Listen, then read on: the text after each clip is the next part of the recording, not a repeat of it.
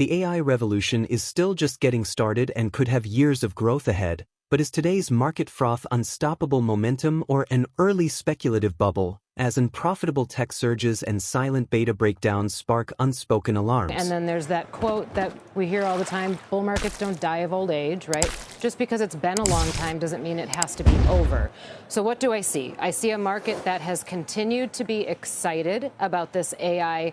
We'll call it a revolution. Hat tip to Dan Ives on that one. Deservedly so. Yes, this right? AI revolution, and that maybe it's still pretty young in that life cycle. Now, is there more room for it to run over a long-term period? Yes, absolutely. I think there's more room for it to run. Along that path, though, there will continue to be minor periods of, let's call them a breakdown in beta, which a lot of times we refer to as momentum reversing, some of those high-risk names giving a bunch back. Well, they're not giving a bunch back now. Right. Right? Right. That's actually raising some concerns in certain corners, that a lot of those types of stocks have surged over the past couple of months into unhealthy territory. A basket of unprofitable tech companies tracked by UBS has jumped 21% since the end of July, compared with a 2.1% advance for profitable tech, and the NASDAQ 100 up almost 6%. So that is emblematic of speculation. It's emblematic of what I've been talking about as investors basically changing their risk appetite because of what's happening in the rally. And that's not the way that that sequence should go. Your risk appetite stays what your risk appetite is, and the rally may happen, but you have to still do what's right for your portfolio. Is it emblematic of froth? Is it a sign of, well, maybe things are getting a little crazy in certain parts of the market, not the whole thing? How would you address that? Yes. Well, right now, I mean, it's been pretty much everything's gone up, right, at different speeds, but there's going to be froth, I think, consistently in those same popular pockets, the darlings, the things that we're just talking about now. Tech will continue to be a darling. Communications likely to continue to be a darling.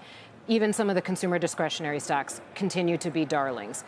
We're going to have periods, even if this is a rally that goes on for a while, we're going to have periods where we get too extended, it feels too speculative, maybe something triggers it like an end of quarter rebalance where you get some of that steam to come out and then it redistributes. But what you always want to watch is when that redistribution takes place, does it stay in equities or does it come out of the equity market entirely? Lately, it's stayed in risk assets, just moved to different parts of equities. What do you make of the Fed chair yesterday saying that stocks appear, quote, fairly highly valued, to which Ed Yardeni today said that was Powell's irrational exuberance moment, trying to make the analogy to Greenspan 4 years ahead of the dot-com bust.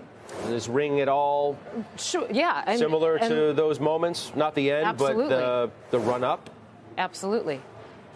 It will be different, even if it does follow that path. It'll be for different reasons.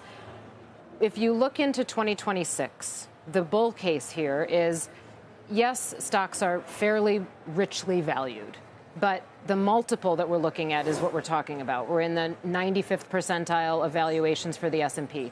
You've got the Buffett indicator at all-time highs. We all know these stats.